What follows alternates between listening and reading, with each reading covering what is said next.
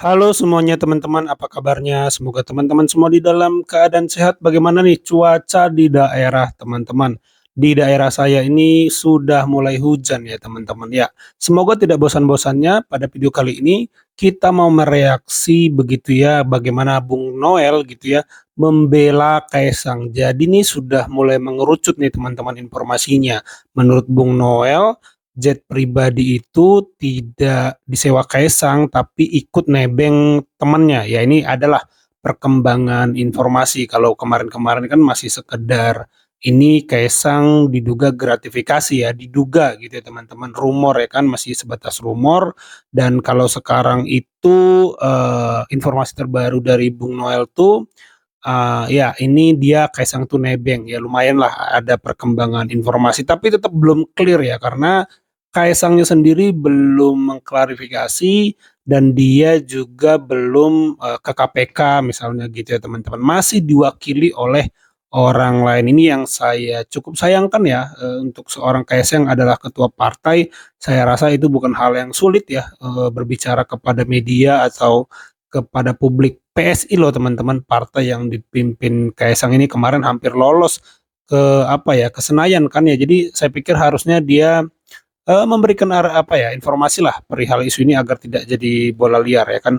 Bagaimana videonya? Yuk kita simak dulu bareng-bareng. Private jet itu emang kawan-kawan sudah tahu bahwa dia nyewa. Karena tadi Rifana kan bilang nyewa, siapa yang nyewa? Emang Mas Kaisang nyewa? Oke. Nyewa atau tidak? Ada yang mampu menjawab bahwa itu disewa Mas Kaisang. 8M. Dengan angka 8M itu saya yakin tidak. Anda meyakini Mas Kaisang berarti menyewa ya? Bukan menyewa, nggak ada. Terus? Itu Punya private jet yang atau informasi yang saya dapat informasi ya, informasi yang saya dapat, yang pemilik private jet itu adalah kawannya Kaisang. Kemudian Mas Kaisang itu diajak ke Amerika dan kebetulan Mas Kaisang waktu itu mau jalan ke sana atau kemana lah saya nggak tahu. Ya Mas Kaisang dengan mumpung daripada naik ini bayar mahal, ada yang ngajak. Oke, tercatat gitu secara resmi kepemilikan dari private jet Gulfstream itu adalah salah satu perusahaan internasional, salah satu brand besar. Itu temannya Mas Kaisang berarti? Sepertinya yang saya dapat informasi, perusahaan itu, ownernya itu dia punya anaknya temannya Mas Kaisang. Jadi meminjamkan? Bukan meminjam, mengajak Mas Kaisang. Mas Kaisang kebetulan nih anak ini yang punya private jet ini mau ke Amerika. Nebeng. Mas Kaisang diajak nebeng. Gitu. Salah atau tidak itu orang ikut gitu loh. Ditelusuri itu. Nah, itu tinggal ditelusuri. Tapi informasi memberikan fasilitas pada Kaisang. Apakah kepada siapa namanya? Abdul misalnya akan juga diberikan kalau dia bukan anak presiden. Gini. Itu yang kemudian memunculkan analisis yang kuat bahwa itu pola gratifikasi. Ya, nggak apa-apa, nggak masalah. Tinggal nanti kan kita buktikan, Bet, iya, gitu loh. Itu. Nah, pertanyaannya salah tidak kalau ada kawan yang sedikit baik dengan kita, memfasilitasi kita untuk ngajak daripada lu naik pesawat bayar mahal, yuk ikut gua aja yuk, gitu loh. Kalau Salah kita atau paham tidak? hukum, kalau Gitu kita loh. paham etik, kita harus tahu bahwa apakah saya anak pejabat. Kalau saya anak pejabat, saya pasti tolak. Nah, problemnya ini bukan soal pejabat atau tidak pejabat, Itu Bet. anak pejabat kok. Gitu loh. Ini anak pejabat. Pertanyaannya kan gini. Kaisang itu anak pejabat atau bukan? Ya gini, pertanyaan dari awal tadi Ya. sewa, siapa yang nyewa gitu Nah, loh. karena bisa Bung Noel tidak tahu apakah nyawa atau tidak, disitulah pentingnya Nah, klarifikasi. di situ saya jawab tadi gitu loh. Di Ini situ loh klarifikasi. bahwa anak pemilik perusahaan itu dia punya anak itu temannya Mas Kaisang. Kemudian Mas Kaisang kebetulan mau ke Amerika diajak. Itu kan jelas, Ikut, itu kan gitu loh. sepertinya tadi kalimat. Loh, bukan sepertinya. Ini memang begitu sepertinya. faktanya. Nanti makanya gini, KPK kenapa tidak mau mengklarifikasi itu? Dia udah tahu gitu loh, udah tahu. Oh ya, makanya tidak menemukan gitu, Enggak, unsur saya kira itu juga gratifikasinya. problematis karena Gitu loh. KPK tidak satu suara soal itu. Ya silakan aja nggak apa-apa. Jadi- Gini yang jelas KPK kan tidak mungkin kita intervensi dalam hal ini, Iya, Bet. karena datanya memang terbelah.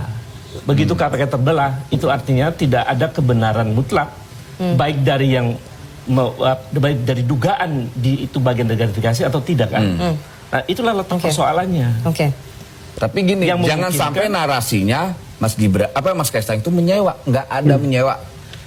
100% saya katakan tidak. Diajak oleh temennya yang kebetulan anak pengusaha besar, Ya tanya perusahaan Mas internasional. Kaisangnya. Tanya Mas Itu Kaisang. ya. Sebetulnya apalagi tidak Pasti ini mewah. ngeri, we. Gitu. Itu tanah Tanya yang aja besar. dulu. Jadi lebih Saya menarik tidak kalau punya sewa- kapasitas untuk menjawab kalau itu. sewa Kalau berarti saya Mas bayar, Kaisang dia mengeluarkan punya uang. duit, Iya. bukti transaksinya. Iya. Kalau tidak menyewa, justru Tanya aja, persoalan. tanya aja dulu langsung ke orangnya. Persoalannya. Oke. Gitu loh. Karena dia anak Saya muda. tidak punya kapasitas untuk menjawab secara pasti. Ngerinya nanti malah salah. Ini menjadi gorengan lagi. Oke. Ya, saya mengutip argumentasi yang kita simak tadi ya dari lawan debat Bung Noel. Mohon maaf, saya tidak hafal nama bapaknya. Tapi tadi ada satu kalimat yang menarik yaitu pola gratifikasi. Ini juga sih sebenarnya yang pernah saya dengar dari Profesor Mahfud ya teman-teman, bahwa yang bisa diendus itu adalah pola gratifikasi ya, tergantung gratifikasi itu mau dimaknai luas atau dimaknai sempit. Memang Kaisang bukan pejabat, itu makna sempit. Tapi kalau makna luasnya, ada banyak kasus terbongkar berawal dari anak atau sanak saudara pejabat yang pamer-pamer di media sosial atau tersandung kasus, dan setelah ditelusuri, ditelisik, oh ketemu nih malah ada kasus korupsi di apa ya, di ujungnya kan sebenarnya itu ya. Nah, tapi saya nggak tahu kalau pendapat teman-teman nih, sebenarnya kasus Kaisang ini udah layak ditutup aja nggak sih? Karena ternyata ya bukan gratifikasi atau gratifikasi, saya nggak tahu. Kalau menurut teman-teman bagaimana? Coba tulis di kolom komentar.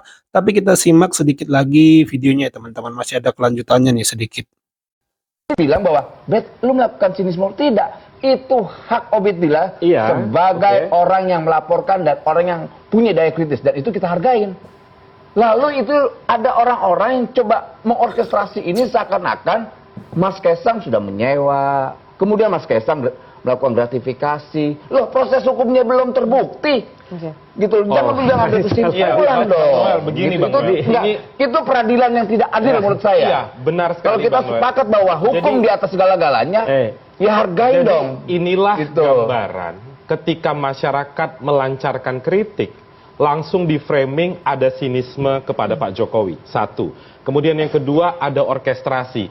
Itu template yang kita sudah kenyang dengan itu, Bang Noel. Poin kedua, kenapa sinisme itu muncul? Kenapa diskusi ini sampai ratusan ribu tweet di media sosial X?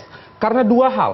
Satu, Kaisangnya ngumpet, tidak mau memberikan klarifikasi kepada Dia langsung ambil KPK. kesimpulan. Iya. Mas Kaisang ngumpet dari mana? Pertanyaannya, Ngumpetnya oke, dari pertanyaan, mana? Ini salah lagi Mas kan? Kaisang nggak ngumpet, Mas kemarin Kaisang ada nggak di ngumpet, BSI. ya Betul. ampun. Jadi gini, Ya, izinkan saya memberi komentar sedikit lagi teman-teman. Tadi ada kalimat Kaisang ngumpet. Sebenarnya itu apa ya, menggambarkan aja Kaisang yang tidak muncul-muncul di publik untuk memberikan klarifikasi. Kalau muncul sih sudah ya, tapi untuk isu ini belum diklarifikasi saja oleh Kaisangnya. Makanya tadi ada istilah Kaisang ngumpet, dan itu yang membuat sebenarnya bola salju ya. Jadi ya terus dibahas di Twitter ya, di X ya, yang paling ramai itu kalau masalah yang begini ya teman-teman, masalah yang berpolemik itu ramai memang di X ya, dulu Twitter. Ya itu aja teman-teman video kali ini. Kalau menurut teman-teman bagaimana? Coba tulis pendapat teman-teman dengan sopan tentunya di kolom komentar gitu ya teman-teman. Ya itu saja video kali ini. Terima kasih buat teman-teman yang sudah menyimak sampai selesai. Semoga teman-teman semua selalu di dalam keadaan sehat. Sampai jumpa di video saya selanjutnya.